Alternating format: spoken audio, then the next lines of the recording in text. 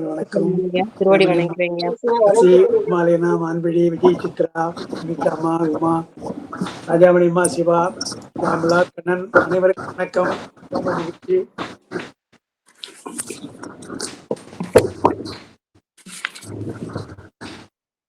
பிப்ரவரி மாதம் நம்ம 21ஆம் தேதி பார்த்தோம். அதோட நம்ம இன்னைக்கு தான் பார்க்கிறோம். மார்ச் ஃபுல்லா இல்லை. பிப்ரவரி 27 நான் மலேசியாவுக்கு போக வேண்டியதாக போச்சு. அதனால ஒரு மாதம் அங்கே இருந்தோம். நேற்று தான் வந்தேன். இன்னைக்கு நமக்கு நாச்சால் வணக்கம். நாச்சால் வணக்கம். ஐயா வணக்கம் ஐயா. வணக்கம்மா. வணக்கம்மா. வணக்கம் வணக்கம். இன்னைக்கு வந்து வரவணனுக்கு சிவலோகம் காட்டிய வந்து பாடல் 30 பாடல் முடிச்சிருக்கிறோம். இன்னைக்கு 31வது பாடல் பார்க்கணும். நம்ம ஆரம்பிக்கலாம்.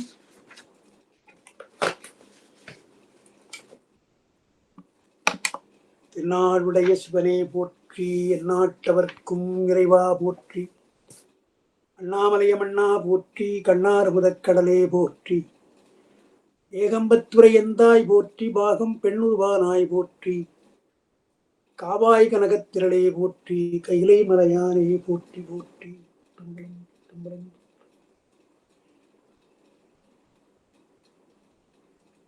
எல்லாம் வல்ல எங்கள் ஏகம்பப் பெருமானுடைய திருவடிகளே நான் மனமொழிமைகளால் உங்களை வணங்கிக் கொள்கின்றேன். அன்பிற்கு மதிப்பிற்குரிய என்னுடைய மாணவ செல்வர் ரமணாயா அவர்களே,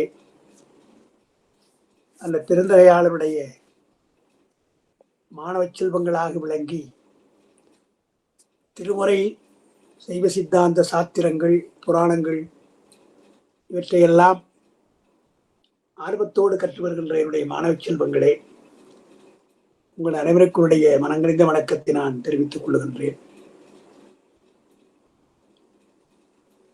திருவாசக விளக்கமாக நாம் கீர்த்தி திலகவல்லே, அப்புறம் மற்ற அற்புதங்களை மாணிக்க வாசகர் சொல்வதை நமக்கு வாய்த்த திருவிளையாடற் புராணங்கள் அதை விரிவாக விளக்குகின்றன. அதனால் அந்த புராணத்தை நாம் இடையிலே படிக்கிறோம். நேரடியாக திருவாசக பொருளை, செம்பொருளை நாம் உணர்வது என்பது ஒரு வகை. அந்த நூலை மட்டுமே படித்து உணர்வது என்பது ஒரு முறை. அதில் சொல்லப்பட்ட கீர்த்தி அகவல், அதில் சொல்லப்படுகின்ற சிவனுடைய புராணங்கள், சிவனுடைய மான்மியங்களை எல்லாம் சொல்லுகின்ற வடமொழியிலும் புராணங்கள், சிவ மகா புராணங்கள் 10 என்கிறார்கள். நமக்கு வாய்த்தது புராணங்கள் 3 என்றாலும் அதிலே கந்தபுராணம் முருகனை பற்றி அமைந்தது, பெரிய புராணம் சிவனுடைய அடியார்களை பற்றி அமைந்தது, திருவிளையாடற் புராணம் மட்டும்தான் சிவனை பற்றியே அமைந்தது என்பதால் இந்த திருவிளையாடற் புராணம் 2 வகையாக 2 பேராசிரியர்கள், புலவர்கள் அடியார் நிலையிலிருந்து எழுதியிருக்கிறார்கள். ஒருவர் பெரும்பற்ற புலியூர் நம்பி அவர்கள், இன்னொரு பரஞ்சோதியார். 2 நூலையும் நாம் படிக்க கடமைப்பட்டிருக்கிறோம். அதனால் நாம் சில இடங்களிலே பரஞ்சோதியாரை பார்த்து விட்டு நம்பி திருவிளையாடலே அவர் என்ன சொல்கிறார் என்பதையும் பார்க்கிறோம். அதனால் இன்றைக்கு நாம் பார்த்து வருவது பரஞ்சோதியாருடைய திருவிளையாடற் புராணத்தில் வரகுணனுக்கு சிவலோகம் காட்டிய படலம் என்பதில் 30 பாடல் நாம் முடித்திருக்கிறோம். அந்த 31வது பாடல் இன்றைக்கு நாம் தொடங்கணும். 30வது பாடலை சும்மா நான் படிக்கிறேன். கோடி மாமரி கடவுளர் குரு சுடர் பரப்பி நீடி ஓரிடத்து உரித்ததென மின்மினி நிகர்த்து வாடி வானிரு சிடரொளி மழுங்க வானிடிந்து தேடினாருக்கு அறியான் உரை சிவபுரம் தோன்றியது என்ற. சிவபுரம் என்றால் சிவலோகம். அது எதுபோல இருந்தது என்பதற்கு திருமாலும் பிரம்மனும் தேடினார்கள். தேடினார்க்கெல்லாம் அறியான், அடிமுடி தேடிய வரலாற்றை திருவாசகம், திருமந்திரம், திருமுறைகளிலே ஞானசம்பந்த பெருமான் ஒவ்வொரு பதிகத்திலும் சொல்லுகிறார் என்று பார்க்கிறோம். இந்த அடிமுடி தேடியதற்கு பல விளக்கங்களை கொடுக்கிறார்கள், அறிவு சார்ந்த விளக்கங்களை தருகிறார்கள். அதிலே பெருமான் பாதாளம் ஏழினும் கீழ் சொற்கழிவு பாதமலராக ஓதார் புனைமுடியும் எல்லா பொருள் முடிவாக நிற்கிறான் அல்லவா. நெருப்பு பிழம்பாக ஒளிப்பிழம்பாக நிற்கிறான்.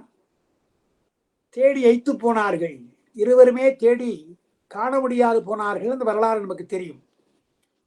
அதில் பொய் சொன்னவன் பிரம்மன், மெய் சொன்னவன் அச்சுதன். அடிகண்டிலேன் என்று அச்சுதன் மெய்மொழிந்தான். ஆனால் முடிகண்டேன் என்று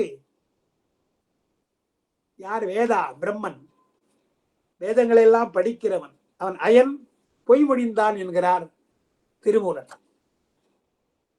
அதை பற்றிய வரலாறுகள் பல இருந்தாலும் என்னுடைய தந்தையார் ஒரு இடத்துல உரையில அடிமுடி தேடுவதை அதற்கு உள்ளர்த்தமாக, எப்படி நாம் பெருமானுடைய திருக்கோலங்களுக்கெல்லாம் ஒரு உள்ளர்த்தம் சொல்றோம் இல்லையா, திருநீர் அணிந்தான் என்று சொன்னால் அதை பொதுவாக சொல்லுகிற பொழுது மகாசங்கார காலத்திலே எல்லாவற்றையும் சங்கரித்த பின்னாலே சாம்பல் ஆகிவிடுகிறது. சாம்பலானால் அது எதை சார்ந்திருக்கும் என்றால் நம்முடைய உலகப் பொருள்கள் எல்லாம் ஒன்றை சார்ந்து இருக்கும்.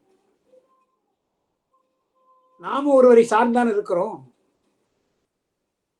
நாம் குழந்தையா இருக்கிற பொழுது பெற்றோர்களை சார்ந்திருக்கிறோம், வளர்ந்த பின்னால் நண்பர்களை சார்ந்திருக்கிறோம், திருமணமான பின்னால் மனைவி கணவனாக ஒருவரை ஒரு சார்ந்திருக்கிறோம் என்று அந்த சார்பு நிலை நீடிக்குது இல்லையா.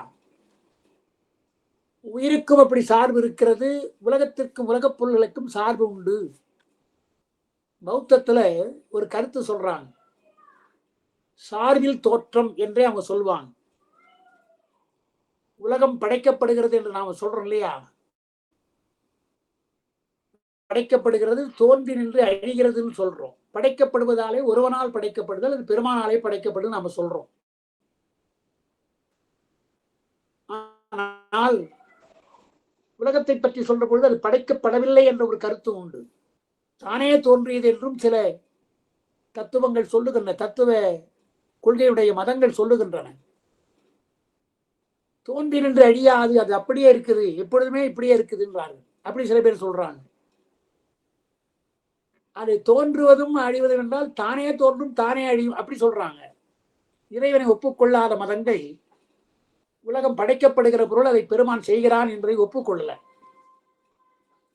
அப்ப அதுபோல திருநீர் என்று சொன்னால் மகாசங்கார காலத்தில் எல்லாவற்றையும் அழித்த பின்னால் அந்த திருநீர் எங்க தங்கும், எதை சார்ந்திருக்கும்? உலகப் பொருள் எல்லாம் ஒன்றை ஒன்று சார்ந்திருக்கிறது. உலகப் பொருளை சங்கரிக்கிற பொழுது சாம்பலாக போகிறது. அந்த சாம்பலை எங்க எதை தாங்கி இருக்கும், எதை தாங்குவது? சாம்பலை தாங்குகின்ற பொருள் எது? எல்லாம் தான் சாம்பலா போச்சு. அதனால் அப்பர் பெருமான் ஒரு பாடல் பாடுகிறார், நீர் ஏற்க நின்ற, நீருன்னா திருநீர், நீர் ஏற்க நின்ற அகலத்தாய், அகலம்னா மார்புன்னு அர்த்தம். நீரேற்க நின்ற அகலத்தாய் என்றார், போற்றின்றார். அப்ப பெருமான் என்ன செய்கிறான்? சார்பில்லாமல் மிதந்து கொண்டிருக்கின்ற சாம்பலை இனிமேல் வந்து இரு, உனக்கு நான் தான் சார்பு என்று சொல்லுகிறான். எனவே அந்த சாம்பல் எல்லாம் அவன் உடம்பிலே போய் திருமேனிலே போய் பதிந்தது. எனவே அவன் திருமேனியை சாம்பல் பூசியவனாக பார்க்கணும். மெய்யலா வெந்நீர் சன்னித்த மேனியான். அப்போ திருநீர் அடைகிறான் என்று சொன்னால் மகாசங்கார காலத்தினுடைய முடிவு அது.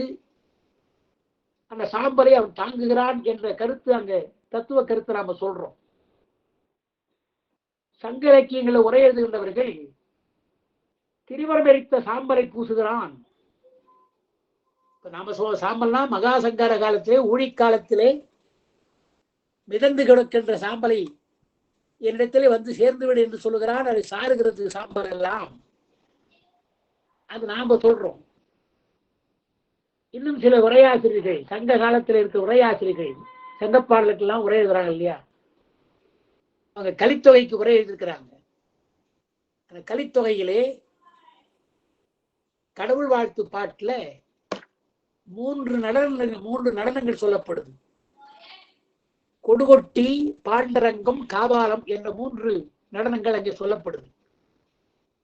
இந்த கொடுகொட்டி, பாண்டரங்கம், காபாலம் என்பதற்கு என்ன விளக்கம் என்றால், கொடுங்கொட்டி, ரொம்ப கொடுமையான கொட்டி, கொட்டினால் கொட்டி ஆடுது, கால்களையும் கைகளையும் தட்டி கொட்டி ஆடுதல். எனவே அது கொடுகொட்டி. அது முப்புறங்களை எரித்த பின்னால், திரிபுரங்களை எரித்த பின்னால் அந்த கொடுமையான செயல் வேக வடிவம். வேக வடிவத்தினாலே மரக்கருணை ஆற்றுகிறான் பெருமான். வேக வடிவத்திலே மரக்கருணை ஆற்றிய பின்னால் அந்த திரிபுரம் எரிக்கப்படுகிறது, அந்த சாம்பரை பூசுகிறான் என்று உரையாசிரியர்கள் திரிபுரம் எரிக்கப்பட்ட சாம்பரை பூசுகிறான் என்றும் சொல்கிறார்கள். அடிமுடி தேடுகிற பொழுது அவள் தேடி எய்த்து விட்டார்கள், இழைத்து விட்டார்கள், பார்க்க முடியல. அதுக்கு என்ன உரையாசிரியர் எழுதுறாங்க? என்னுடைய தந்தையார் திருவாசகர் எழுதுறாங்க. சித்தியார்ல ஒரு கருத்து இருக்கிறது. சித்தியார்ல பெருமானை சொல்லுகிற பொழுது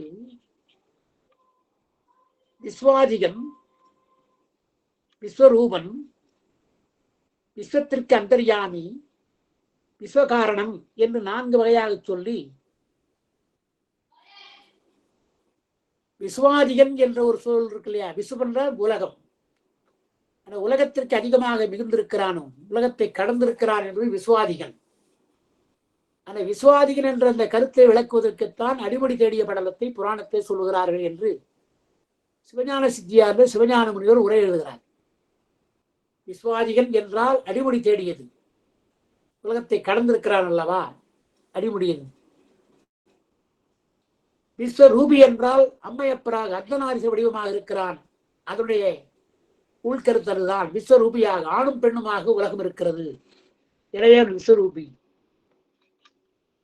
விஸ்வ காரணன் என்றால் ஏகபாதமாக வலப்பக்கத்திலே சக்தியை வைத்துக் கொண்டு, உமையம்மை வைத்துக் கொண்டு, இடப்பாகத்திலே திருமாலை, வலப்பக்கத்திலே பிரம்மனையும் படைக்கிறான். அது விஸ்வகாரணம், உலகத்தை எல்லாம் படைக்கிற காரணம் விஸ்வகாரணம். விஸ்வத்திற்கு அந்தர்யாமி என்பதுதான் நாம் படிக்கிற திருவிளையாடு புராணத்துல பிச்சுக்கு மண் சுமந்து பிரம்படி படுகிறான் அல்லவா, அவன் மேல்பட்ட பிரம்படி எல்லாரும் மேல்பட்டது இல்லையா, எல்லா உயிர்களும் மேல்பட்டது அல்லவா, அதனால் எல்லா உயிர்களும் அவன் கலந்திருக்கிறான், விஸ்வமாக கலந்திருக்கிறான், அந்தர்யாமியாக இருக்கிறான் என்று அந்த 4 சொற்களுக்கும் புராண விளக்கத்தை சிவஞான சித்தியார்ல சிவஞான முனிவர் சொல்லுகிறார். அது புராண விளக்கம். திரிபுரம் எரித்தது என்பது உரையாசிரியர் சங்க கால உரையாசிரியர் விளக்கம். தந்தையார் என்ன சொல்றாங்க, அடிமுடி தேடியது என்று சொன்னால் இதை யார் தலைமை என்றுதானே அடிமுடி தேடுறாங்க. பிரம்மன் நான் தான் தலைவன்றான், இல்ல போடானே என்னுடைய மகன் நான் தான் உனக்கு தலைவன் என்று அப்பனாக இருக்க திருமால் சொல்றான். அப்ப 2 பேருக்கு தலைமை பற்றி தானே போர் அங்கு வந்தது, போராட்டம் வந்தது. அதனால் அவர்கள் அடிமுடி தேட போறாங்க இல்லையா. அதனால் தலைமை பற்றி தன்முனைப்பினாலே நான் தான் தலைவர் என்று சொல்லுகின்ற தன் செருக்கு, யான் எனது என்ற செருக்கு அல்லவா, அதுதான் பிரம்மனையும் திருமாலையும் தேட வைத்தது அடிமுடி என்று சொல்லி, அதனால் அடிமுடி தேடியது என்பது செருக்கை நீக்குவதற்காக, பிரம்மனுடைய செருக்கும் திருமாலுடைய செருக்கும் நீங்க வேண்டும், நான் தான் தலைவன் சொல்றாங்க இல்லையா. மும்மூர்த்திகள்ல ருத்ரன் சொல்றதே கிடையாது. மும்மூர்த்திகள் ருத்ரமூர்த்தி அவர் என்ன கூட வந்தாரா, நானும் வரேன்னு, இல்லை அவரும் தேடினாருன்னா தேடல, அவருக்கு தெரியும் நான் தலைமை அல்ல, பெருமான் தான் தலைவன் என்று அவங்க அமைதியா இருக்கிறார் ருத்ரன். ஆனால் இவர்களுக்குள்ளே போர் வந்து, பகை வந்து, வாக்குவாதம் வளர்ந்து யார் தலைவர் என்று தேடுகிறார்கள் அல்லவா. அப்ப யார் எனது என்ற செருக்கு தானே. அதனால் அடிமுடி தேடிய படலம் ஆணவத்தை அடிப்பதற்காக வந்தது அந்த புராணம். அதனால் அப்பா எழுதுறாங்க, அகம் பிரம்மாஸ்மி என்பது ஒரு ஆணவம். அகம் என்றால் நான் அர்த்தம், உயிர், நான் தான் பிரம்மம் என்று அகம் பிரம்மாஸ்மின்னு சொல்றாங்க இல்லையா. அவர்களும் கூட பிரம்மனை போல திருமாலை போல செருக்கடைந்தவர்கள் தான். எனவே அடிமுடி தேடிய படலம் அகம் பிரம்மாஸ்மி என்ற தத்துவத்தை, வேதாந்தத்தை மறுக்க வந்த புராணம் என்று தந்தையார் திருவாசகத்தில் ஒரு இடத்துல உரை எழுதுகிறார். அதனால் புராணங்கள் எல்லாம் ஆழ்ந்த கருத்துக்களை உடையது என்றனால புராணத்தை நாம் உபாங்கமாக உபாங்கமாக அதை படிக்க வேண்டும், அதை உணர வேண்டும் என்றுதான் நாம் படித்து வருகிறோம். அந்த வரகுணன் பெரிய அன்பின் வரகுணன் உங்களுக்கு சொன்னேன் கொஞ்சம் முன் வகுப்பெல்லாம். 11ஆம் திருமுறை வருது இல்லையா, அவர் எப்படி பெரிய வரகுணன் என்று. அதையெல்லாம் அப்படிப்பட்ட வரகுணதேவன் அவன் சிவலோக மரப்போறான், என்னை பெருமானை உன்னிடத்துக்கு அழைத்துக் கொள் என்கிறான். ஆனால் பெருமான் முறையில்லாமல் செய்ய மாட்டார் இல்லையா, உனக்கு ஒரு காலம் இருக்குதுப்பா. என்னால் கைலாயம் சென்ற அப்பர் திரும்பி வருகிறார், கைலாயம் சென்ற காரைக்காலமையெல்லாம் திரும்பிடுறாங்க இல்லையா. அதுபோல உனக்கு ஒரு காலம் உண்டு, அப்பொழுது நீ வரலாம் என்று சொல்ல அவன் என்ன கேட்கிறான், பாண்டி நாட்டையாவது சிவலோகமாக காட்டுங்களேன். நான் தான் சிவலோகம் வர முடியல, நான் வாழுகின்ற பாண்டி நாட்டை சிவலோகமாக காட்டினா சிவலோகத்தை என்ன இருக்கிறது, காட்டினால் நன்றா இருக்கும் அல்லவா என்று வேண்டுகிறான். அவன் பெரிய அன்பின் வரகுணன் அல்லவா. எனவே பெருமான் அதை ஏற்றுக்கொண்டு பாண்டி நாட்டை சிவலோகம் ஆற்றினார். நாமே பார்த்தோம், அப்பாண்டி நாட்டை சிவலோகமாக்கி விட்டான் தென்பாண்டி நாட்டவன் என்று மாணிக்க வாசகர் பாடுகிறார். அதனால்தான் அதை நாம் படிக்கிறோம், சிவலோகம் காட்டிய படலம் என்று படிக்கிறோம். கோடிமாமதி கடவுளர் குருச்சுடர் போல உரித்தது போல விண்ணி நின்று அங்கே தோன்றுகின்றான் பெருமான். அடுத்த பாட்டு பார்க்கிறோம். ஆண்ட நாயகன் நந்தியை அழைத்து எமக்கு அன்பு மாண்ட காதலான் வரகுணை வடதி நம் உலகம் காண்டல் வேண்டினான் காட்டு என கருணையால் ஏவல் பூண்ட வேத்திரப்படையினான் தொழுதனன் போனான். நந்திக்கு ஆணையிடுகின்றார் பெருமான். ஆண்ட நாயகன்னா உயிர்களை ஆண்ட நாயகன் அர்த்தம். நம்ம எல்லாம் ஆளுகின்ற நாயகன் தான், நாமெல்லாம் அடிமை, நாமெல்லாம் ஆளானவரும். அத்தா உனக்கு ஆளாய் இனி அல்லே நிலலாமே, உனக்கு நான் ஆள் இல்லைன்னு சொல்லலாமான்னு கேட்கிறாளே பித்தாபெரி செய்தி பாட்டுல. அதுபோல நாமெல்லாம் அவனுக்கு ஆளாகி இருக்கிறோம், அதை மாற்ற முடியாது. அவன் ஆண்டான், நாம் அடிமை. எனவே ஆண்ட நாயகன்ற ஆண்ட நாயகன் பெரிய புராணத்துல சேக்கிழார் திருநாவுக்கரசரை சொல்ற பொழுது ஆண்ட அரசுன்னு தான் சொல்றார். ஞானசம்பந்தரை ஆளுடை பிள்ளை என்றார், நம்பியாரூரை ஆளுடை நம்பி என்றார். அப்பர் பெருமானை நாம ஆளுடைய அரசுன்னு சொல்றோம் இல்லையா, நாம் ஆளுடைய அரசுன்னு சொல்றோம். ஆனா அவர் என்ன செய்யறார், ஆண்ட அரசுன்னு தான் சொல்றார்.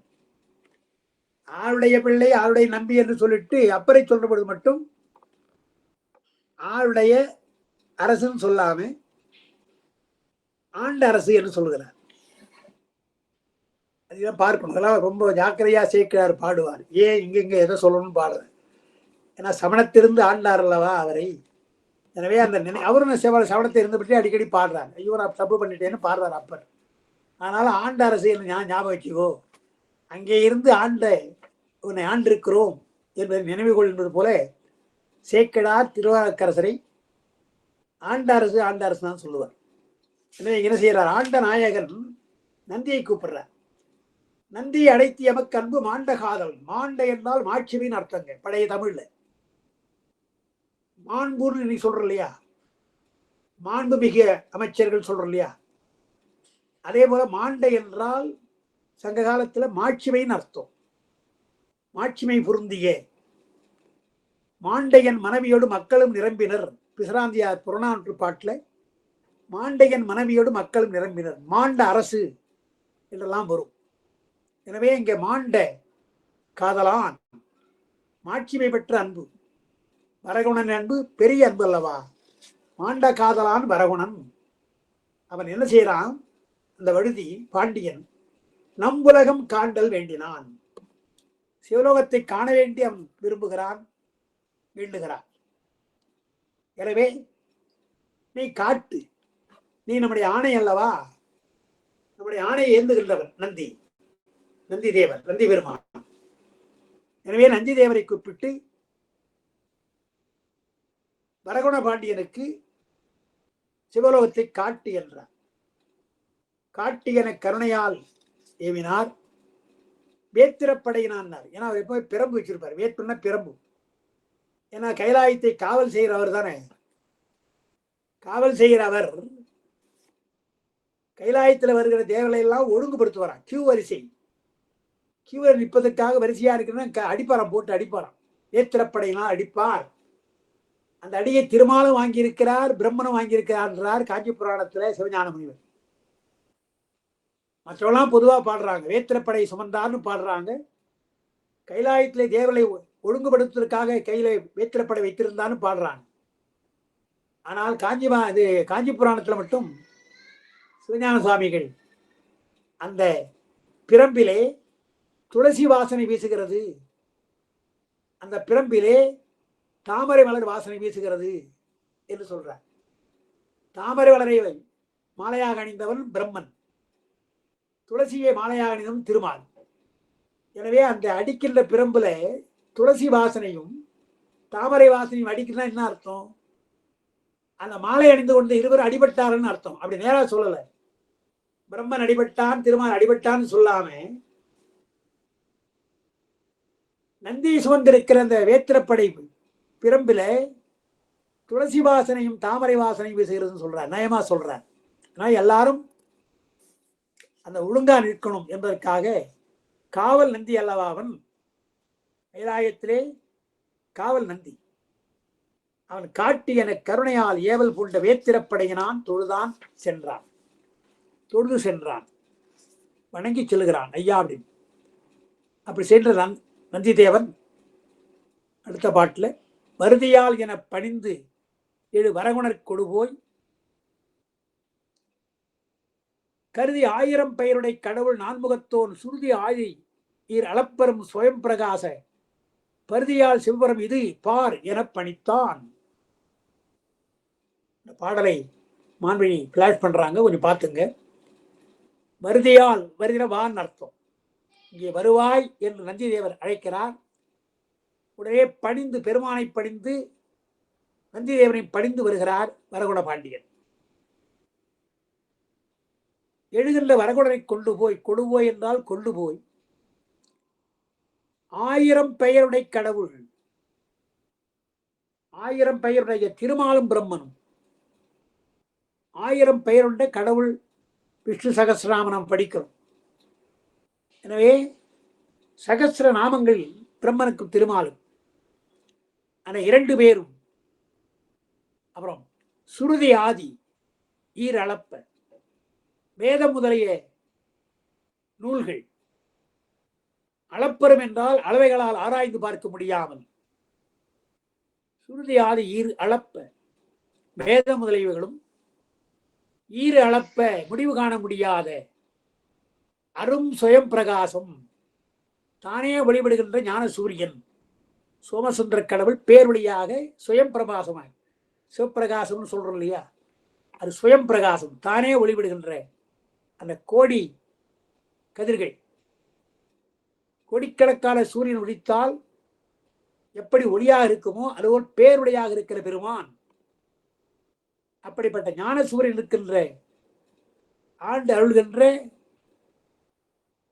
சிவபுரம் இது, அவன் ஆளுகின்ற சிவலோகத்தை பார் என்று படிக்கின்றான் நந்தி தேவர் பாண்டியனுக்கு, வரகுண பாண்டியன். அங்க உரை எழுதுறாங்க. சுருதி, நான்முகன், திருமால், மற்ற அப்புறம் முதலும் முடிவில்லாதவர்கள், இவங்களாம் அளக்க முடியல என்றார்.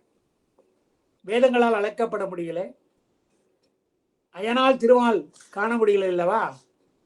அதை சிவஞான சித்தியார் அப்படியே இறைவன் யார் என்றால் மறையினால், அயனால், மாலால், மனத்தினால், வாக்கால் மற்றும் குறைவிலா அளவினாலும் கூறனாதாகி நின்ற இறைவனார் கமலபாதம் இன்று யான் இயம்புகின்றேன் சொல்றார். அந்த அருமையான பாட்டு சிவஞான சித்தியார்ல துறக்கத்திலேயே பாயிரத்திலே அது இருக்கும். 2 வகையாக விளக்கம் தருகிறார் சிவஞான முனிவர்.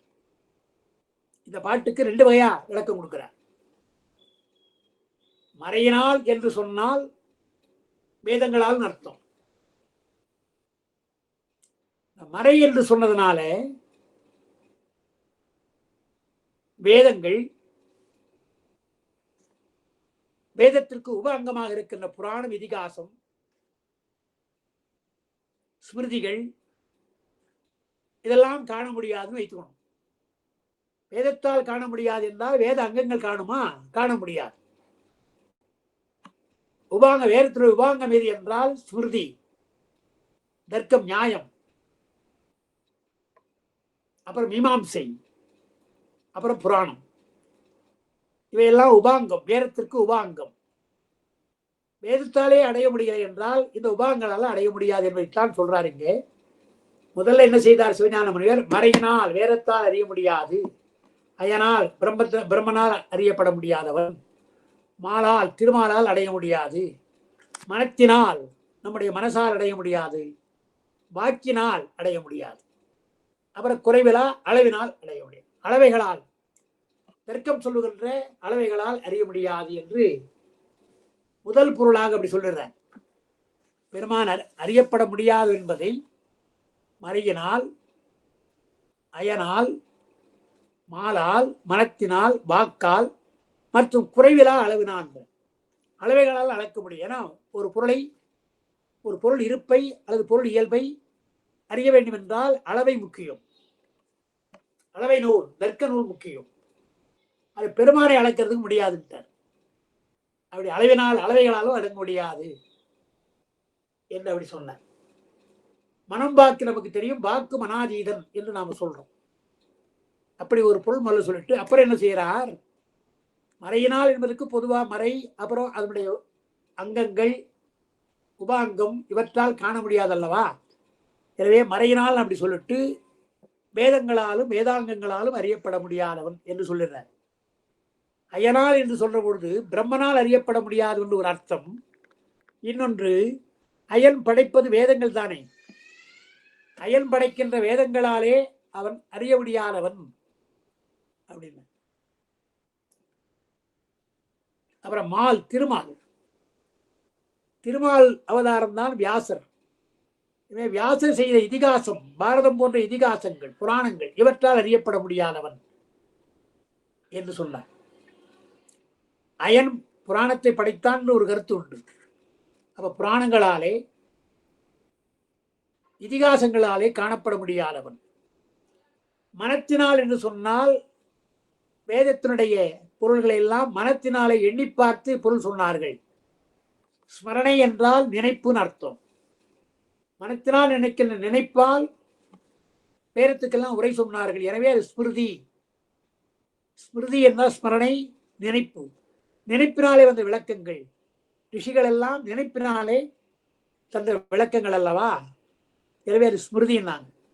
அவ மனத்தினால் அடையப்பட முடியாது என்றால் ஸ்மிருதிகளால் அறியப்பட முடியாதவன். வாக்கால், வாக்கு என்பது வேதங்கள் எல்லாம் வாக்கை சொல்லுகிறது. 4 வகை வாக்கு நமக்கு தெரியும். இந்த வாக்கினாலே அடையப்பட முடியாதவன். வேதப்பன கர்மகாண்டம், உபாசனா காண்டம், ஞான காண்டம்னு எல்லாம் இருக்குது. அவற்றால் எல்லாம் அடையப்பட முடியாதவன். அதுக்கு மேற்பட்டு சொல்றார் அளவைகளாலும் பிரமாணத்தாலும் அளக்கப்பட முடியாதவன், தர்க்க முறைகளும் அளக்க முடியாது என்று. இப்படி பல்வேறு வகையாக மறையினால் அயனால் என்ற அந்த பாட்டுக்கு விளக்கம் தராங்க. அதை இங்க எடுத்து உரையாசிரியர் போட்டிருக்கிறாங்க. பாட்டு எடுத்து போட்டிருக்காரு. சுருதி ஆதி ஈறு அளப்ப. சுருதியினுடைய ஆதியோ ஈறு, முதல் முடிவு, அதுவும் பார்க்க முடியாது.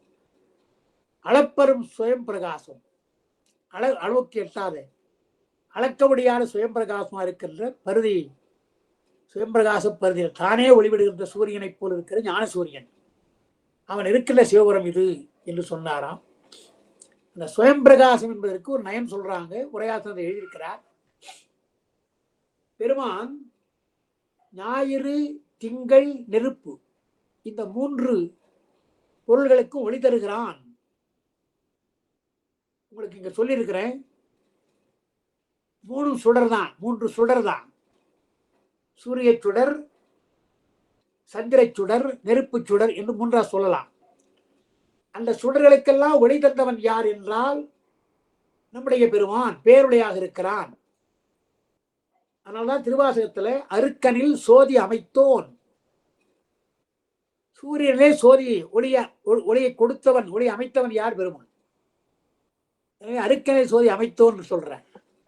அவன் தானே ஒளியிடுகின்றவன், சுயம் பிரகாசம். அப்ப சூரியனுக்கு ஒளி தருகிறான், சந்திரனுக்கு ஒளி தருகிறான், நெருப்புக்கு ஒளி தருகிறான் என்பதால் தான் சிவஞான சித்தியார்ல அம்மை கண்ணப்புத்திரா இல்லையா, நாயகன் கண், நாயகி நயப்பால் புரைக்கிறாங்க. அந்த அம்மா கண்ணை புரைத்துனே பாயுள் எங்கும் மூடியதா, ஒரே இருட்டு வந்து. ஏன்னா ஞாயிறு என்பது சூரியன், அது வலக்கண். சந்திரன் என்பது இடக்கண், அது சந்திரன், அது இடக்கண். நெருப்பு நெற்றிக்கண். நெற்றிக்கண் அப்ப எப்பவுமே திறந்துருக்க மாட்டார் பெருமான், 2 கண் தான் இருக்கும். 3வது நெற்றிக்கண்ணை மூடி இருப்பார். அது தேவையான பொழுது, அதாவது முருகப்பெருமானை படைக்க வேண்டுமா, நெற்றிக்கண்ணை திறப்பார். மன்மதரை எரிக்க வேண்டுமா, அதுக்கு நெற்றிக்கண்ணை திறப்பார். அதுபோல தேவைப்படுகிற பொழுது நெற்றிக்கண்ணை திறப்பார். எனவே 2 கண்ணை மூடியதாலே பாயுள் பறந்தது. அப்ப என்ன பண்ணலாம்? உடனே தூய நேத்திரத்தால், தூய நேத்திரம் என்றால் நெற்றிக்கண், அதை திறந்து ஒளி தந்தார். தூய நேத்திரத்தை தந்து ஒளி தந்தார். அதனால் தேயமார் பொருள்கள் ஒளிகள் எல்லாம் சிவன் உரு தேசதி என்னார். சிவன் உருவாக இருக்கிற ஒளி அல்லவா. தேசனே தேனார் அமுதேன் பாடுறார் இல்லையா மாணிக்க வாசகன். தேசனே என்றால் என்ன அர்த்தம்? அங்க தேசன்னா தேஜஸ், ஒளின்னு அர்த்தம். தேசனே என்றால் தேஜஸ், ஒளிமிக்கவன். சூரிய சந்திரனுக்கெல்லாம் ஒளி தருகிறவன் அல்லவா. அப்ப அவன்தான் ஒளி தருகிறான் என்பதாலே சுயம் பிரகாசம், சுயம் பிரகாச பெருதி. நமக்கு என்ன தெரியும்?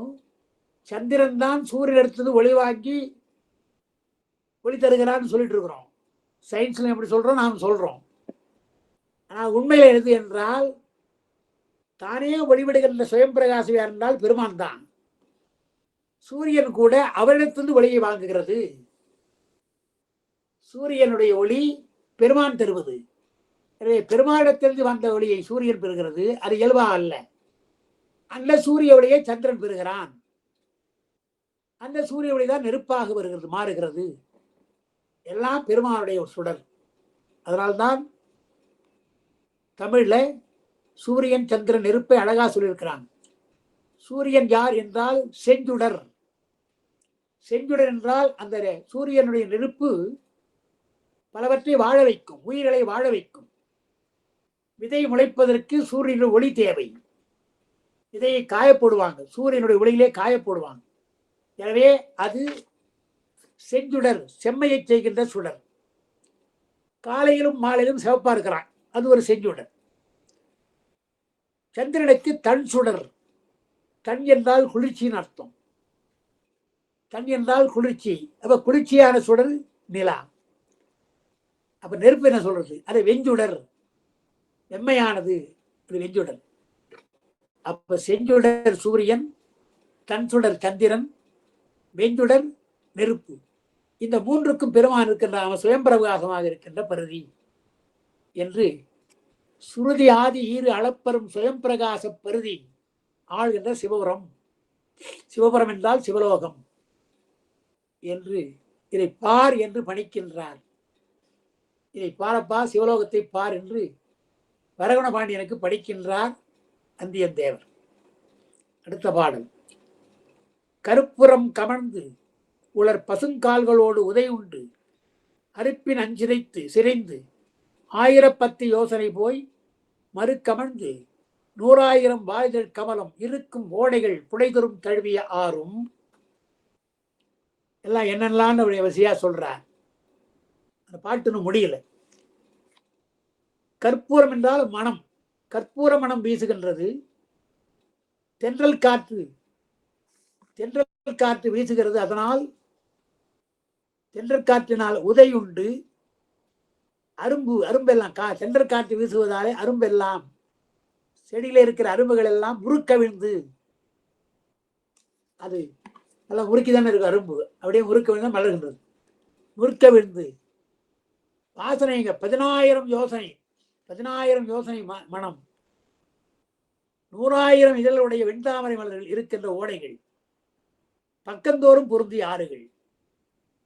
சிவபுரம் என்றால் இப்படி இருக்குதுன்றதுக்கு இங்க சொல்ற.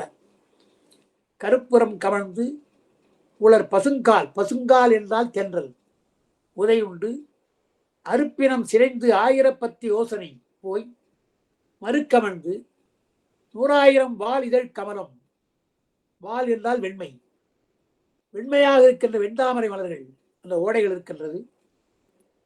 உடைதொரும் தழுவிய ஆறு, பக்கத்திலே ஆறு ஓடுகின்றது. வரம்பின் மாதரார் முதலவாய் திறந்து தேன் வாக்கும் நரம்பின் ஏழிசை யாழிசை நகைமலர் தருவின் சுரும்பின் நேரிசை நாரதர் தும்புரு இசைக்கும் இரும்பு நீர் மெழுகாக்கிய இன்னிசை எங்கும். நல்ல இனிமையான இசை கேட்குதா? அது என்ன சொன்னார்? வரம்பில்லாத பெண்கள்னார், மாதரர் அளவிறந்த பெண்கள் முதலவாய் திறந்தார்கள், இனிய வாயை திறந்து பாடுகிறார்கள். அது தேன் வாக்குவது போல, வாக்குதல் என்றால் சொரிதல் அர்த்தம். தேன் வாக்கும். வீட்டில் கூட சோறு வடிக்கிறோம் இல்லையா? சோறு வடிப்பதை பழைய தமிழ்ல சொல்றது சோறு வாக்கும், வாக்கும் நான் சோறு வாக்கிய செழுங்கஞ்சி என்று பட்டினப்பாடல் வரும். சோறு வாக்கி என்றால் அரிசியாக்கி சோற்றை நல்லா தண்ணீரை நல்லா ஊற வைத்து கொதிக்க வைத்து அது அரிசி சோறான உடனே அந்த அரிசி கஞ்சி இருக்கு இல்லையா, அதை வடிப்பாங்க.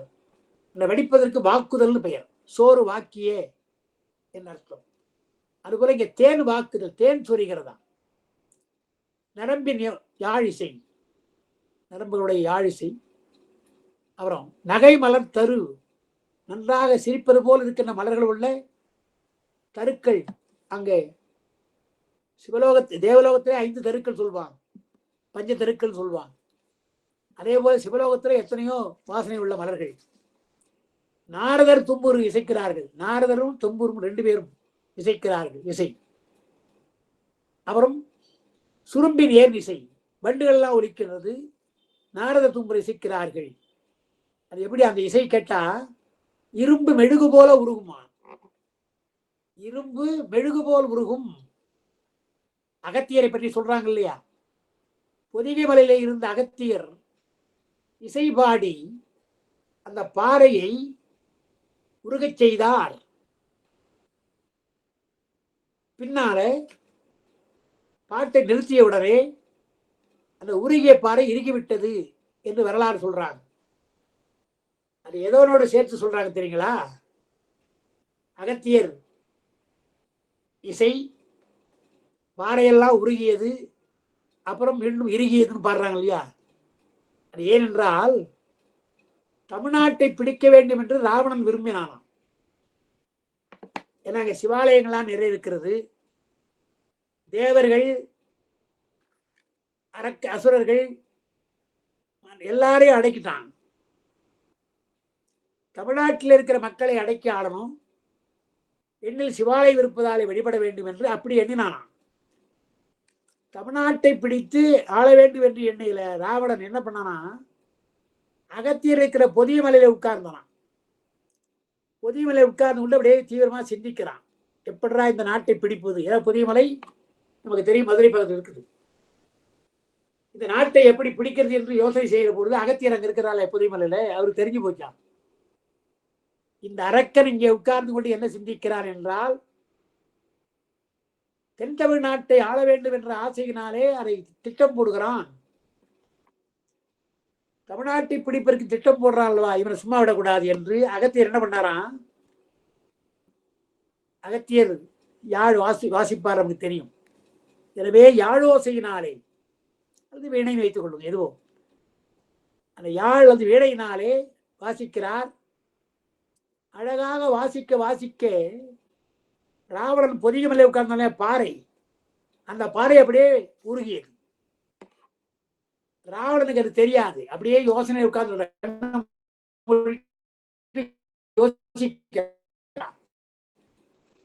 தன் கீழே இருக்கின்ற பாறை அகத்தினுடைய இசையால் உருகுவது அவருக்கு தெரியல. நன்றாக உருகிய உடனே டக்குன்னு பார்க்கிறான், அதனால் என்னடா இது பாறை மெழுகு மாதிரி உருகி போயிருக்கிறதே என்று பார்க்கிறான். பார்த்து என்னடா செய்வதை யோசிக்கிறதுக்குள்ள அகத்தியர் பாட்டை நிறுத்திட்டார். பாட்டை நிறுத்திய உடனே உருகிய அந்த பாறை இறுகிவிட்டது, உடனே இறுகி. ராவணன் அதிலே அகப்பட்டு கொண்டான். இமயமலையிலே அகப்பட்டு கொண்டான். நமக்கு தெரியும், கைலாய மலையை தூக்குவதற்காக கைகளை எடுத்தான். 20 கைகளை எடுத்தான் என்றால் 10 தலை 20 களோடு பெருமான் விரலால் நசுக்கிட்டார் இல்லையா?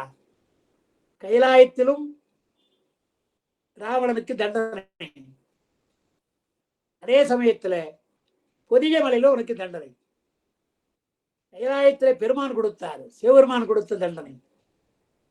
ஆனால் பொதிகை மலையில சிவனுக்கு அடியாரா இருக்கிற அகத்தியர் கொடுத்தார் தண்டனை. அப்படியே இறுகிவிட்டது. கத்துறான், ஓன்னு கத்துறான். அப்ப அகத்தியர் சொன்னார், உனக்கு தமிழ்நாட்டை பிடிக்க வேண்டும் என்ற எண்ணம் இருக்கு இல்லையா, அதை விட்டுடு, இலங்கையோடு ஒழுங்காயிரு.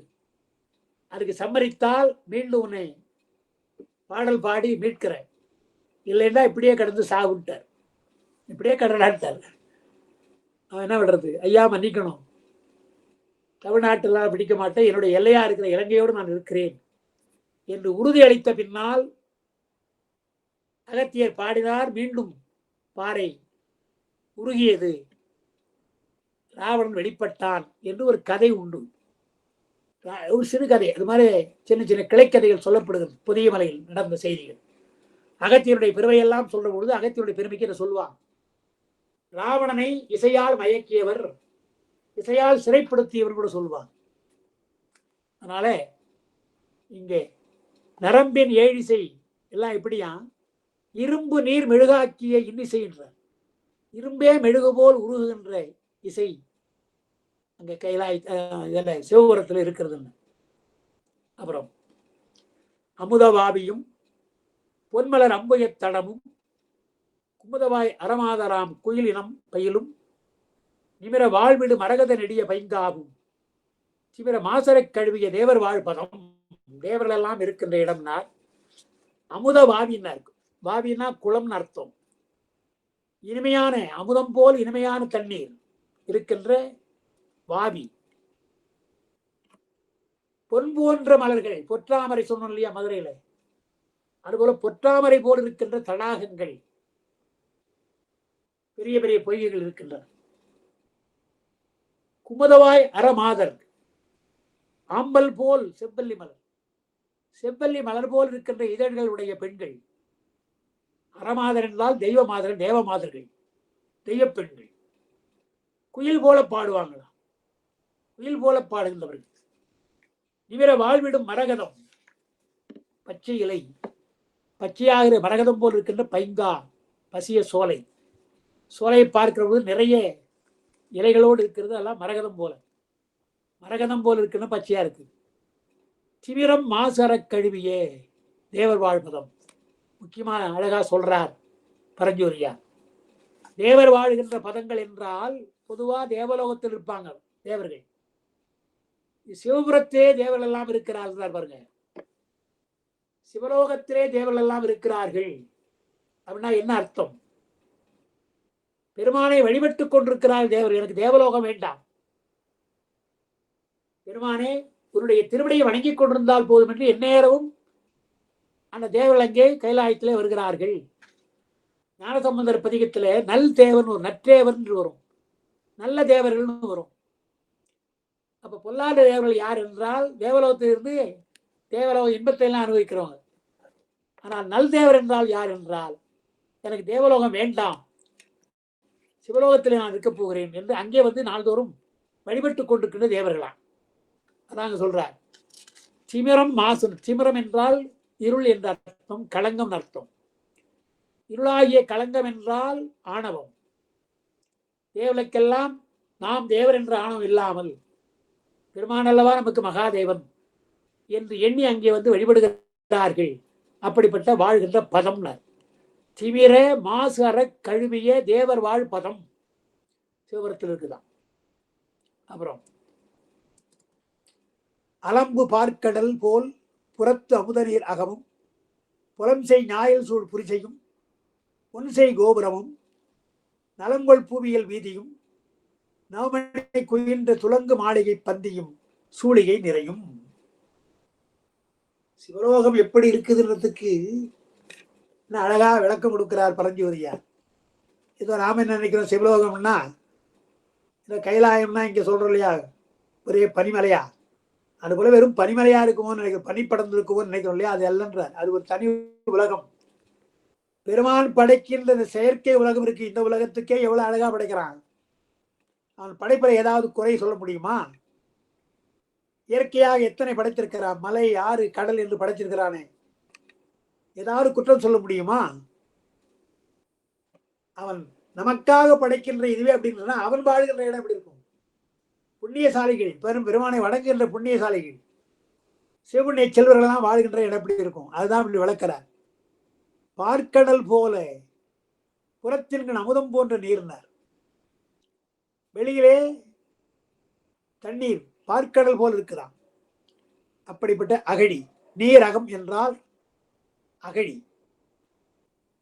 புலம் செய் ஞாயில் சூழ் புரிசைன்னா மதில். பொன்னால் செய்த மதில்கள், அந்த ஒவ்வொரு நீளமான வரிசையா இருக்கிற மதில்ல சில குடிமைகள் இருக்கும். அந்த பொற்சூட்டுன்னுவாங்க. அதாவது ஒரு கோபுரம் என்றால் கலசம் இருக்கு இல்லையா, அதே போல மதில் என்றால் பக்கத்துல கலசம் வைப்பது போல இருக்கின்ற உயர்ந்த மாடங்கள். மதிலும் பொன்னால் செய்த கோபுரம் இருக்கிறது. நலங்கொள் பூவியல் வீதியினர். பூ இயல் என்பதனாலே அது பூ என்றால் அழகுன்னு வைத்துக்கோனாங்க. அழகான வீதிகள் அங்கே இருக்கிறது.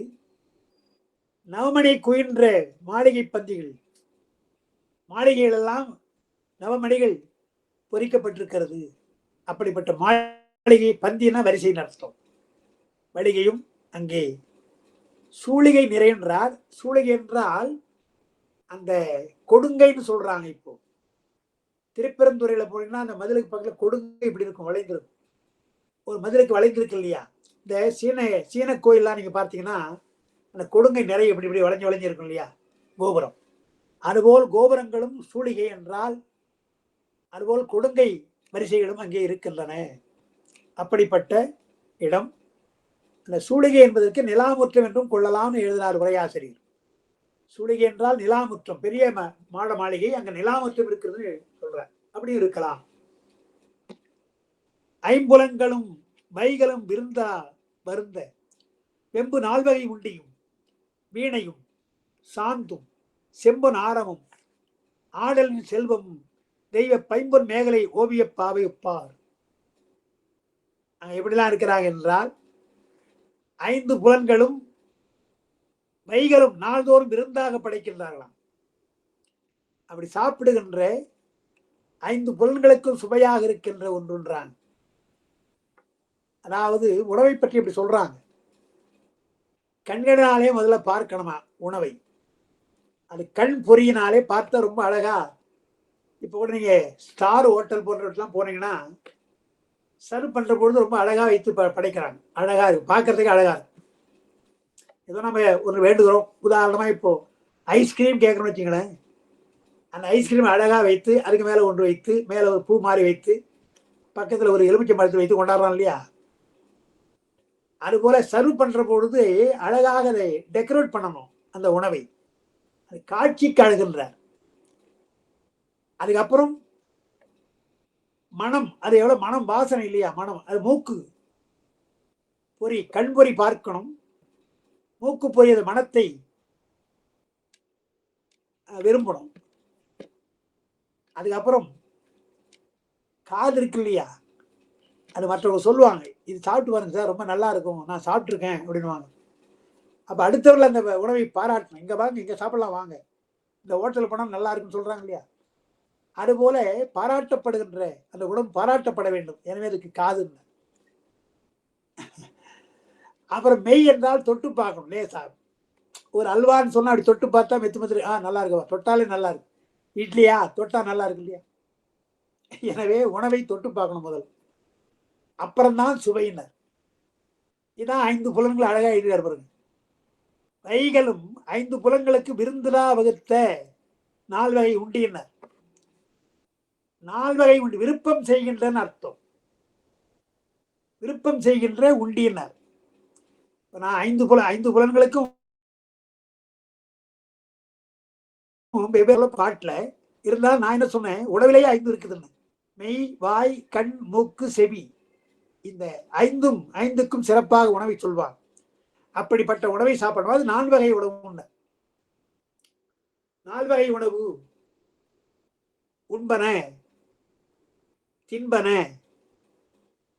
உண்ணுதல் இருக்கிறது. சோறு உண்ணுதல், காய்கறிகள் எல்லாம் தின்னுதல், பாயசம் எல்லாம் பருகுதல், ஊறுகாய் போன்றவை அல்வா அதெல்லாம் நக்குதல், தொட்டபடி வாயில் வைக்கிறோம். அப்போ உண்பன, தின்பன, பருகுவன, நக்குவரை என்று 4 வகை உண்டியா. உண்டி 4 விதத்தில் 6 சுவைன்னு சொல்றாரு சேக்கிட. அப்போ 4 வகை உண்டினார். என்ன இதுதான் நான் 5 புலன்கள் அப்படி சொன்னேன். ஆனா இந்த பாட்டு என்ன சொல்றார், 5 வைகையிலும் இருந்ததா வருந்த வெம்பு 4 வகை உண்டினார். முதல்ல உண்டி, வீணை, சாந்தம், செம்பொன் ஆரம், ஆடலின் செல்வம், தெய்வத்தன்மை பொருந்திய மேகலணிந்த ஓவிய பெண்கள் என்று சொல்றார். நடனமாடுகின்ற பெண்கள் அவங்க எப்படி வருகிறார்கள் என்று சொன்னால், உணவு அங்கே சிவபுரத்திலே உணவுக்கு பஞ்சமில்லை, சாப்பிட்றாங்க. பெருமான் தான் நஞ்சை சாப்பிட்டவர். அடியார்களுக்கெல்லாம் நல்ல விருந்து கொடுக்கிறார் பெருமான். அது உணவு என்பது வாய்ச்சுவை, வீணை யாழ் என்பது காதுக்கு சுவை, உண்டி நாவிற்கும் வீணை செவிக்கும், சாந்து என்பது மூக்கு மெய். சாந்துனா சந்தனம், சந்தனத்தை பூசினால் வாசனை, உடம்புல பூசினால் குளிர்ச்சி. எனவே மெய்க்கும் மூக்குக்கும் உள்ளது சந்தனம். ஆரம் ஆடல், கழுத்திலே மாலை அணிந்து கொண்டிருக்கிறார்கள், ஆடுகிறார்கள். அது கண்ணுக்கு விருந்தாக அமைகின்ற அப்படிப்பட்ட பாவையொப்பார் 5 பொறிகளுக்கும் விருந்தாக சிவபுரத்திலே இருக்கிறது என்று நயமாக சொல்லுகிறார். நான் உணவுக்கே 5 சொன்னேன். சொல்லுவாங்க 5 வகையாக இருக்குது உணவு. இப்போ வீணை என்றால் காதுக்கு, சந்தனம் என்றால் உடம்புக்கு என்று. மாசில் வீணையும் மாலை மதியம் என்ற பாட்டுக்கு அப்படிதான் விளக்கம் கொடுக்குறாங்க. அப்பர் பெருமான் பாடிய பாடல்ல மாசில் வீணை, மாலை மதியம், வீசு தென்றல், வீங்கள வேனிலும், மூசு வெண்டரை பொய்கையும் போன்றதே ஈசன் எந்த இணையடி நிலை என்றால் இல்லையா. அதுக்கு எப்படி பொருள் சொல்றாங்க, அந்த வீங்கு இளவேல் இருக்கு இல்லையா, இளவேலில் பருவத்தை சேர்த்து சொல்லுவாங்க. இளவேலில் பருவத்தை நம்ம பிராக்கெட் பண்ணி வச்சுக்கணும். அந்த பாட்டுக்கு வீங்கு இளவேல் பிராக்கெட் பண்ணிடணும். மாசில் வீணை என்றால் காதுக்கு, நல்ல இசை காதுக்கு. மாலை மதியம் என்றால் கண்ணுக்கு, காட்சி ஒளி, அது கண்ணுக்குரியது, நல்ல அழகா இருக்கும் பார்க்குறது. மாசில் வீணை மாலை மதியம். வீசு தென்றல் உடம்புக்கு மேலப்படும், வீசு தென்றல். வீங்கிளை வேலை பிராக்கெட் பண்ணிடுங்க, அது வேணாம். அப்புறம் மூசு வண்டரை பொய்கை, என்ன மொய்க்கின்ற வண்டுகள் என்றால் மலர்களை மொய்க்குதான். மலர்களை வைப்பதாலே மலருக்கு மனம் உண்டு, எனவே அது மூக்கிற்கு. மலருக்கு தேன் உண்டு, அது நாக்கிற்கு. எனவே நெய்வாய் கண்மூக்கு செவி என்ற 5ஐயும் சொல்லுகிறார். மாசில் வீணை, மாலை மதியம், வீசு தென்றல், வீங்களவில் விட்டுருங்க. மூசு வண்டரை பொய்கை, மொய்த்து வண்டுகள் மொய்க்கின்ற என்பதாலே மலர்கள் மனம், தேன் அங்கே இருக்கிறதே சுவை என்று இப்படி 5 சொல்லி, இந்த ஏன் வீங்கள வேனில் சொன்னார்னா, வீங்கிள வேனில் தான் நல்ல காலம், வீணையை வாசித்து கேட்கலாம்.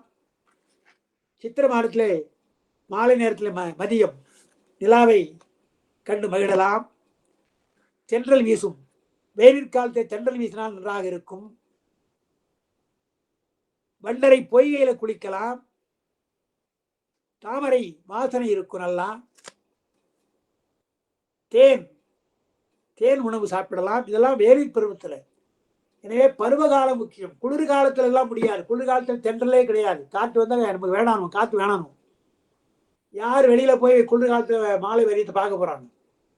இதெல்லாம் குளிர்காலத்தில் இல்லை. வீங்கிள வேனில் இதெல்லாம் எப்படி இருக்கிறதோ அதுபோல் எனக்கு பெருமானுடைய இணையடி இருந்ததுன்றார். பொதுவாக மாசில் வேணை மாலை மணி சொன்னா அது பொருந்தாது என்று சொல்லி, வீங்கு இளவேனிற்காலத்திலே வாசிக்கின்ற வீணையினுடைய நாதம், இளவேனிற்காலத்தை சித்திரை மாதம் போன்ற மாதங்களிலே பார்க்கின்ற நிலவு, அப்பொழுது வருகின்ற தென்றல் காற்று, மாலை நேரத்தை, காலையெல்லாம் வெயிலா இருக்கும், மாலையிலே தென்றல் காற்றடித்தா எவ்வளவு சுவையாக இருக்கும், மகிழ்ச்சியாக இருக்கும். அப்போ வீசி தென்றல், அப்புறம் வண்டரை பொய்கை, இதெல்லாம் வேனிற்காலத்துக்கு சிறந்தது என்றுதான் வீங்கில வேனிலும் என்ற அந்த வார்த்தையை சொல்றார். எனவே வீங்கில வேனில் என்பது மெய்வாய் கண்மூக்கு செவி என்ற உறுப்புகளுக்கு கிடையாது, அந்த பொறிகளுக்கு கிடையாது. பொதுவாக வீங்கி வேனிற் காலத்திலே வீணை வாசிப்பதும் இரவை பார்ப்பதும் என்று சொல்றார். அதுபோல இங்கே ஐம்புலங்களும் மைகளும் விருந்தனா வருந்த வெம்பு மணியம் விருந்தனா அருந்த ஐம்புலங்களும் மைகளும் விருந்தனா அருந்த வெம்பு 4 வகை உண்டி வீணை சாந்தும் செம்பன் ஆரமும் ஆடலின் செல்வமும் தெய்வ பைம்பொன் மேகலை ஓவியப்பாவை, ஓவியத்தில் எழுதப்பட்ட அழகான சித்திரம் போல இருக்கின்ற சித்திரப்பாவைகள் தேவமார்கள் எல்லாம் அங்கே வந்து ஆடுகிறார்கள், பாடுகிறார்கள் என்று சிவலோகத்தை பாண்டியனுக்கு காண்பிக்கிற பொழுது அப்படியே காண்பிக்கிறார். சிவலோகம் எப்படியெல்லாம் இருக்கும் என்று. எந்த விதமான துன்பச் சாயலும் இல்லாமல் இன்பமாக இருந்தார்கள். உலகம் என்றால் இப்ப இதெல்லாம் இருக்குது, 4 வகை உண்டு இருக்கிறது, வீணை வாசிக்கிறாங்க, எல்லாம் இருக்குது. ஆனால் இன்பம் இருக்கிறதா என்றால் எல்லோரும் வீணை வாசிக்கல. பாரதியார் என்ன பண்ணார்? நல்லதோர் வீணை செய்தே அதை நலங்கட புரிதில் எரியலாமான்னு கேட்கிறார். என்ன அழகா வல்லமையோடு படைச்சுட்டேன், பாட்டு பாடும்போது படைச்சுட்டேன், ஆனா வறுமை கொடுத்துப்பா தேவி சக்தியே என்று சொல்றார் இல்லையா? அதுபோல வீணை இருக்கலாம், யாழ் இருக்கலாம், ஆனால் இங்கே வறுமை இருக்கிறது. எல்லா காலம் நல்ல காலம் அல்ல அல்லவா? ஆனால் சிவபுரம் அப்படி அல்ல. வேனிற்காலம் போல சிறந்த காலமாக இவற்றெல்லாம் அனுபவிக்கின்ற இன்பம் அங்கே இருக்கிறது என்பதை குறிப்பாக அவர் சொல்லியிருக்கிறார் என்ற அந்த 37வது பாடலோடு நாம் இன்றைக்கு நிறைவு செய்யலாம். 30லிருந்து நமக்கு ஒரு 7 பாட்டு நம்ம படிச்சிருக்கிறோம். இனி அடுத்து நமக்கு புதன் என்றால் வெள்ளிக்கிழமை எனக்கு காஞ்சிபுரத்தில் சிவஞான சித்தியார் வகுப்புக்கு நான் போகிற மாதம் 2 முறை போவேன். இந்த முறை மார்ச் மாதம் நாம் போகலை, ஏன்னா முழுமையாக மலேசியா நாட்டில் இருந்துட்டேன். அதனால் வெள்ளிக்கிழமை நாங்கள் போகிறதுனால வெள்ளிக்கிழமை வேண்டாம், அடுத்த திங்கட்கிழமை மீண்டும் நாம் சந்தித்து நாம் வகுப்பை தொடர்ந்து சிவலோகம் கட்டியப்படுத்தி நாம் சிந்திக்கலாம் என்று கூறி உங்களோடு நான் இந்த வகுப்பை நான் நிறைவு செய்கின்றேன். அன்பர்களுக்கு சந்தேகம் இருந்தால் கேட்கலாம், இல்லை என்றால் ஒரு வாழ்த்து பாடி நாம் வகுப்பை நிறைவு செய்யலாம்.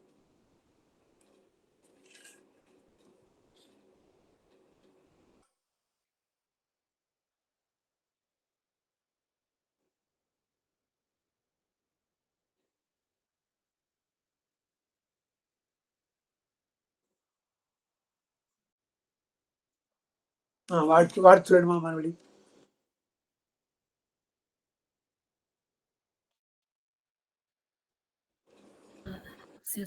கேக்குதாங்கம்மா? எல்லாம் உணர்ந்து ஓதற்கு அறியவன் நிலவுலாவிய நீர்மொழிவேணியன் அழகில் சோதியன் அம்பலத்தாடுவான் மலர் சிலம்படி வாழ்த்தி வணங்குவான். சிற்றம்பலம்.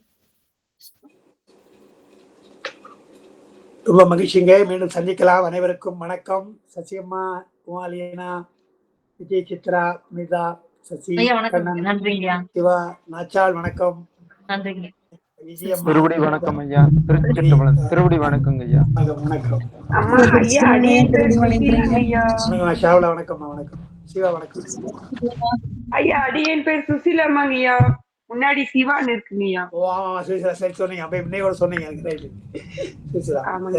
திருடி வணங்கிக்கிறீங்கய்யா. வணக்கம்மா. வணக்கம். வணக்கம்மா. வணக்கம். ஐயா திரு வணக்கம்மா.